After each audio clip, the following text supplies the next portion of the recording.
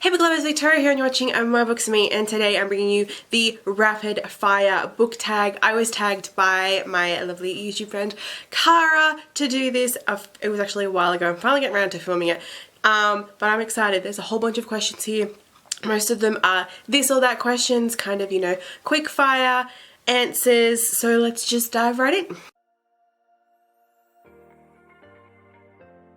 Ebook or physical book? I feel like for me this is 50-50. I love the convenience of ebooks, and a lot of books that I do read as ebooks aren't available as physical books, or I'm unable to get them as physical books, so there's that. But nothing can kind of compare to just picking up a physical book and reading it. So definitely 50-50. Paperbacks or hardbacks? This is a really easy one. Definitely paperbacks. Firstly, they are so much cheaper than hardcovers, and as much as like some hardcovers look really beautiful, I just prefer the look of a paperback.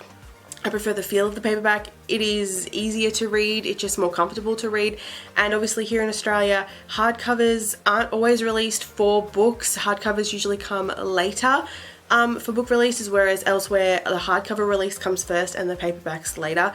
And when the hardcover is released, it is super expensive. So I've definitely come to love paperbacks a lot more than hardcovers, and most of my collection is paperback. Online or in-store shopping? I definitely do most of my shopping online because I don't have anywhere around me that sells books. I don't have any booksellers close to me.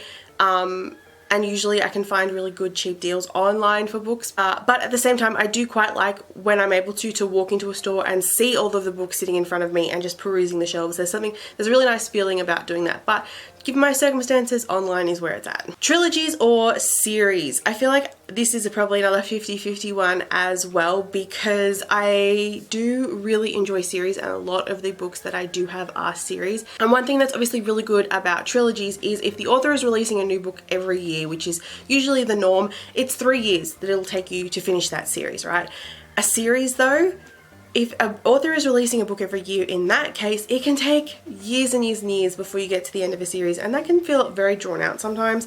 And sometimes I do get quite intimidated by series in that if they're already released and they're super long with a lot of books, big books, I'm like, oh god, this is gonna take me forever. But obviously at the same time, series allow you to spend so much time with the characters and in the world, and I love doing that because I'm someone who gets really attached to the characters in books, that I want to spend heaps of time with them and have as many books as possible with them. So trilogies in some ways can feel really short, but at the end of the day I think it's very 50-50 for me, because I do quite like the convenience of being able to quickly get through a series if it's a trilogy, but I also like spending a lot of time with characters in terms of a series. Heroes or villains? Definitely heroes. However, there are a number of like good villains out there that I do really like, but at the end of the day, definitely give me the hero, because that's what most of your stories obviously focus on. You get to spend more time with them. A book everyone should read. There's a lot of books that I could recommend for this, but one that I read this year that I think is such a fantastic read that everyone seriously needs to read, and it's not even a long book, you can get through it really quickly,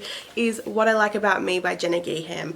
I will link below to my review of this. It is such a beautiful book, and it is one that every single person on this planet needs to read. Recommend an underrated book. For that I'm going with Queens of Geek by Jen Wilde. This received like a little bit of hype when it first came out, but I didn't see a lot of it and it sort of quickly died down. This is such a fantastic book that I think deserves so much love, and that everyone should read as well. This also goes for the previous question as well. And actually also What I Like About Me also goes for this question, but What I Like About Me hasn't actually been released in the US yet, so I'm not going to say it's underrated just yet. The last book that you finished? Technically I haven't finished this, but I'm very near the end, that by the time this video actually goes up I will have finished it, so I'm going to throw it in here, and that is Try Hard by Emma Rusciano. This is her memoir. It is beautiful and amazing and full of all the feels, and I seriously recommend it. It is beautiful. I'm actually listening to the audiobook and it's amazing. The last book that you purchased. I've purchased two at the same time, so I'm going to include both of them. They are Dark Dawn by J. Christoph and Sorcery of Thorns by Margaret Rogerson. Aren't these two books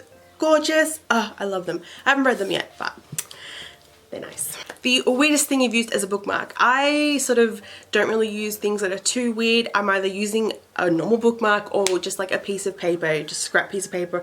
I don't know. I can't really recall using anything that was really weird or different, but just mainly Bookmark or paper. Used books, yes or no? Definitely a big yes. There is nothing wrong with having used books. In fact, it's obviously really good to be able to give some love to some pre-owned books and add them to your collection. You can also save a lot of money as well.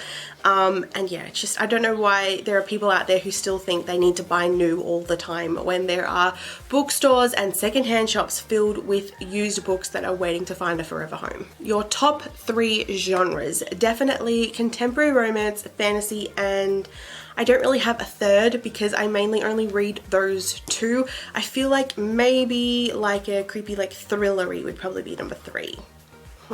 Borrow or buy. I'm mainly more of a buyer for 2 reasons. Firstly is that whenever I do end up borrowing a book from my library, I don't know why I do it because I have so many unread books on my shelf anyway, I don't end up getting to read it. I'll either not read anything for the time I've borrowed this book, or I'll just pick up one of my own books while I've just had this book borrowed from the library. It's ridiculous. And number 2 is I will 9 times out of 10 want to have that book in my collection anyway, particularly if I enjoyed it.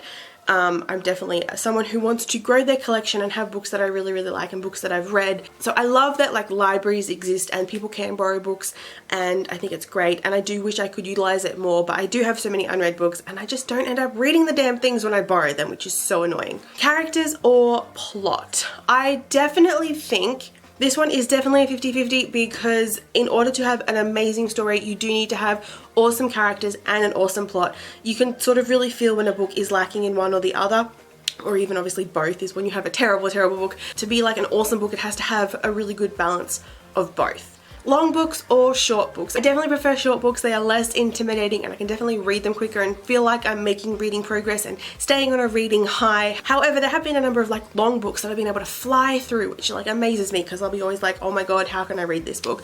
It's definitely middle ground here for me.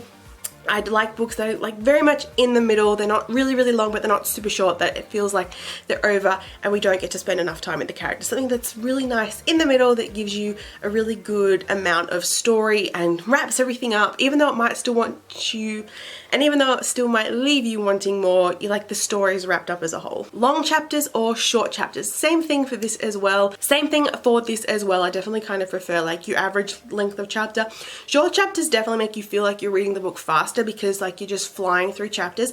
And as someone who is always like, oh, I'll finish reading at the end of this chapter or end of the next chapter, short chapters obviously give you that ability to sort of more easily get to the end of a chapter or the end of the next chapter and like stop reading and go to sleep for the night. And sometimes long chapters can feel like they draw on and on and on, and that you're sort of, it's taking forever to sort of shift into the next part of the story. I really like it when a book has chapters of very differing length for really good like dramatic and storytelling purposes.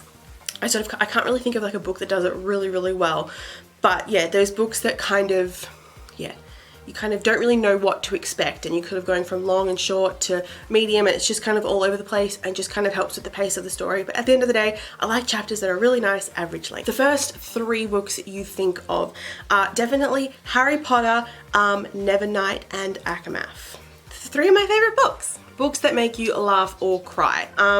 I will be 100% honest when I say that a lot of books make me laugh and cry. I will cry at anything in books, like even the slightest emotional distress for a character, I'll be like, oh my god, no, and like the next page I'll be like laughing because something crazy has happened.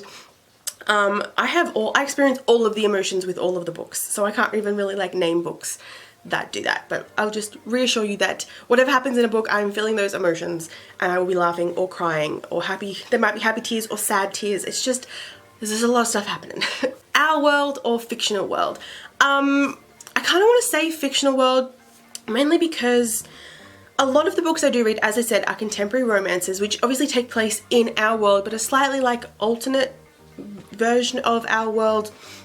I kind of would love to like live in those fictional worlds that are slightly different to our worlds, that are a little bit more utopian and have characters that I really like, and just in like that sort of fictional setting in our real world, as opposed to diving into a fantasy world. You know, as much as I would like to dive into the Wizarding World and go to Hogwarts and stuff like that, I kind of feel like it'd just be awesome to be in an alternate part of our world. I don't know. Audiobooks, yes or no? Definitely a big fat yes from me. I kind of wish I utilized audiobooks more often. I am someone who really likes listening to podcasts, which I think helps in a way. I particularly love to listen to audiobooks that are autobiographies and memoirs, because especially if the author is actually the narrator as well, they can be such a joy to listen to. And they're the type, and non-fiction and memoirs and stuff like that are the types that you can listen to while you're doing other things. And then when it comes to like some fantasy books that I've listened to on audiobook, sometimes I will kind of read along as well. I find that audiobooks in that sense can help you get into a story, in particular a real high fantasy story. For example, I've listened to the Nevernight series on audiobook because it just helps the story flow a little bit better, helps you get into the world, and also because the narrator of them is amazing. But yeah, I just love audiobooks. I think they're really good and I want to utilize them more. Yeah, they're so good. Do you judge a book by its cover? Yes, I do. And I feel like we all do. I don't think anyone can really say, I never judge a book by its cover, because we all do in some way. It's just kind of how we're all wired, I suppose. Like even when you say, oh, I don't judge other people, yeah, kind of do just a little bit, even like subconsciously. I'm definitely someone who does kind of judge a book by its cover. If a book has a really beautiful stunning cover, I'm going to be really drawn to it. If it has a bit of a dull cover, I'm going to be not so interested in looking more at it, unless of course like the title or the author appealed to me. Then I'll be like, oh, okay, that's that book that I've heard everyone talk about, and I'll look into it. Book to film adaptations or book to movie adaptations.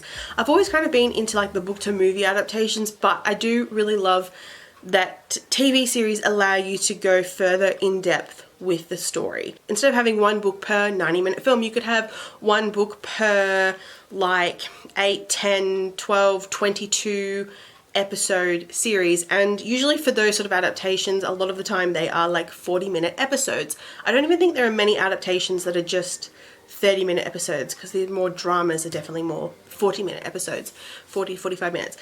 But at the same time, I love being able to sit down and just watch the Harry Potter, watch a Harry Potter film, and it only goes for like 90 minutes and then that's done. Whereas obviously a TV series is longer and that's more time to invest in it. I don't know. I think there's pros and cons for both of them. At the end of the day, I just want more things adapted. That's all I want. And adapted well. Series or standalones? I definitely am more of a series person. As I said, I get really attached to characters and I'm always left wanting more from them. Even if the story wraps up really nicely with a bow and all, I'm always left wanting to spend more time with the characters. And even especially I read a lot of companion novel series, which are kind of, I suppose, standalones, because you can read just one book from that series and be done, or you can read the series in any order. One thing I love about like the companion novel series is being able to follow the other characters in the background, even though it's kind of like reading a new novel. I'm definitely a series person because I love spending as much time as possible with characters. But I'm definitely a series person because I love spending as much time as possible with characters. A big thank you to Cara for tagging me in this. I'm not quite sure who I'm going to tag in this just yet. I might put them up on the screen, or they're definitely linked below in the description. I've been a little bit out of the booktube game, so I can't even like rattle off some names to tag. But if you're tagged, I hope you have fun with this. And go check out Cara's video and her channel. She has a really awesome channel full of everything, and definitely go check her out. And I will see you guys soon with another video. Bye!